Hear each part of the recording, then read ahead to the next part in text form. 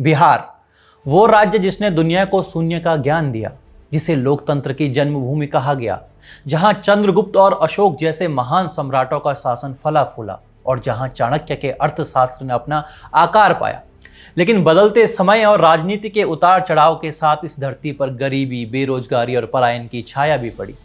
सवाल यह है कि क्या बिहार की तस्वीर आज भी वही है? टीम द पैम्फलेट के पत्रकार और हमारे साथी प्रभात जी ने हाल ही में बिहार के उन उद्यमियों से मुलाकात की जो राज्य की नई तस्वीर गढ़ रहे हैं, और इस तस्वीर का केंद्र बिंदु है मखाना। वही मखाना जिसे अक्सर बिहार का काला सोना कहा जाता है। नमस्कार, मैं अभिषेक, आप देख रहे हैं द पैम्फलेट। दोस्तों, इससे पहले कि हम आपको दिखाएं कि मखाना उद्योग बिहार को कैसे बदल रहा है, ये जानना जरूरी है कि आखिर मखाना को लेकर इतनी चर्चा क्यों है।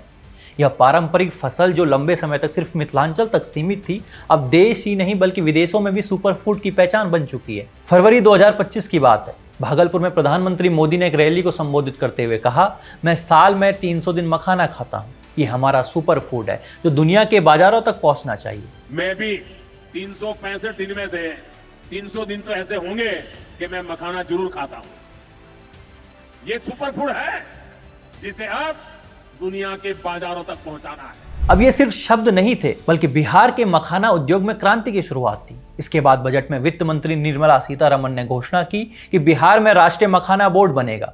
इसका उद्देश्य था उत्पादन बढ़ाना, प्रोसेसिंग मजबूत करना, ब्रांडिंग और निर्यात को नई उड़ान देना। और इस पहल के लिए लगभग 475 करोड़ रुपए का पैकेज मंजूर किया गया। अब सोचिए, इस पहल का असर जमीन पर कैसे पड़ा। हमारे ग्राउंड रिपोर्टिंग में हमने मुलाकात की कटिहार के मखाना उद्यमी मोहम्मद गुलफराज से। गुलफराज ने हमें बताया कि साल 2019 में वो बस एक स्टूडेंट थे और आज उन्होंने अपने प्रयासों से एक छोटे टीन शेड से शुरू होकर पूरे इलाके में रोजगार के अवसर पैदा कर दिए। जो आत्मनिर्भर लोगों को, युवाओं को बनाने के लिए जो उसका मुहिम है, दूसरा उद्यमी बनने के लिए, दूसरा स्टार्टअप इंडिया जो है, खास करके जो प्रॉब्लम सॉल्विंग का स्टार्टअप को लेकर उनका जो फोकस है।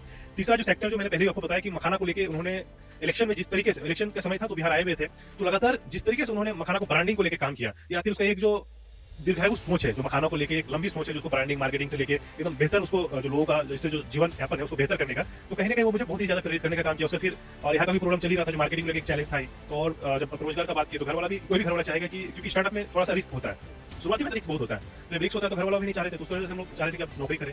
तो लेकिन क्या हुआ कि हमें था कि अगर नौकरी हम करें तो एक हमारा उससे जीवन यापन जो है सुधरेगा, लेकिन हम किसी के लिए बेहतर काम नहीं कर सकते। एक नौकरी करके आप बोलेंगे सोशल या फिर अगर एक जॉब क्रिएट आप नहीं कर सकते, वहाँ पे सिर्फ आप अपने लिए करते। तो मैंने समझाया, फिर इसको धीरे धीरे एक छोटे स्तर पर हम लोगों ने इसको इनिशिएट करने का काम किया और आज हम लोग जो है धीरे धीरे इसको लगातार इस पर डेवलपमेंट का काम चल रहा है। साल 2022 में मिथिला मखाना को जीआई टैग मिला, जिससे किसानों की आय दोगुनी करने का रास्ता आसान हुआ। गुलफराज ने भी कहा कि सरकार का सपोर्ट उनके लिए बेहद अहम रहा और 10 लाख रुपए की ग्रांट से उनका व्यवसाय आज 4 करोड़ के टर्नओवर तक पहुंच गया है। किया जाता है। मेरा कंपनी का नाम है नेशनल मखाना उद्योग, जो एक एमएसएमई कंपनी है जी। कब शुरू किया आपने? इसका शुरुआत हमने 24 सितंबर 2019 को मैंने किया इसको। नई शुरुआत है। हाँ, नई शुरुआत है और एक बहुत छोटे स्तर से इसका हमने शुरुआत किया था। 600 स्क्वायर फीट का एक टीन सेट, जो कंपनी की बहुत ही छोटे स्तर पे थे, और नीचे हम लोग जो है प्लास्टिक बिछा के बहुत ही कम लागत से इसको हम लोगों ने शुरुआत करने का काम किया। क्योंकि बिहार सरकार का जो फ्लेक्सी स्कीम है, मुख्यमंत्री उद्यमी योजना, उसके तहत हम इसमें शुरुआत करने का काम किया। उसके बाद उसमें क्या है कि हमें जो है 10 लाख रुपए तक का सरकार जो पैसा मुहैया कराने का काम है, जो 5 लाख जो है रेट ऑफ मतलब फ्री इंटरेस्ट है, उसको किसी भी तरह का कोई रुपए का ब्याज नहीं देगा, 5 लाख रुपए का सब्सिडी है। और कंप्लीटली देखा जाए तो एक तरीके से ग्रांट है कि 5 लाख ग्रांट हो गया और 5 लाख आपको वापस करना, वो भी 84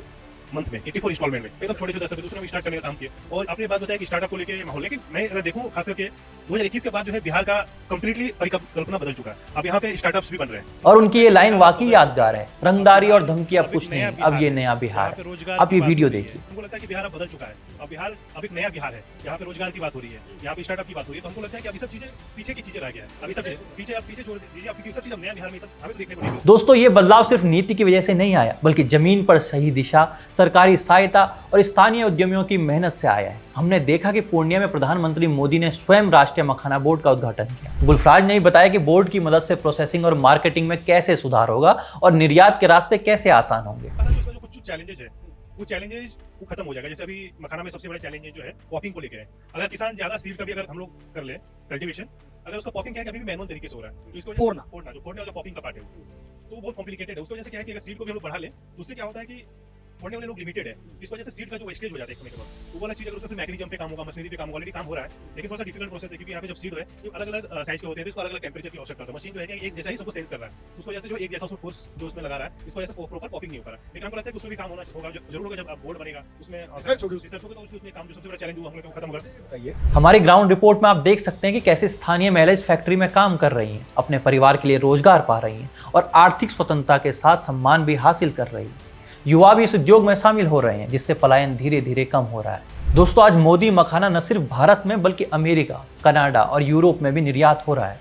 गुलफराज की कहानी ये दिखाती है कि कैसे प्रधानमंत्री मोदी की मुहिमों से छोटे उद्यमों को बड़ा बनाने में मदद हुई है और स्थानीय अर्थव्यवस्था में नई जान डाली है। दोस्तों, इस कहानी से हमें ये भी समझ आता है कि आत्मनिर्भर भारत और वोकल फॉर लोकल की ताकत सिर्फ नारे नहीं है, ये वही ताकत है जो कटिहार के एक छोटे गांव से दुनिया तक का रास्ता बना सकती है। मखाना अब सिर्फ एक फसल नहीं रह गया है, ये बिहार की नई पहचान, ग्रामीण अर्थव्यवस्था, महिलाओं और युवाओं की एक नई उम्मीद बन चुका है। आप बने रहिए हमारे साथ, देखते रहे द पैम्फलेट। धन्यवाद।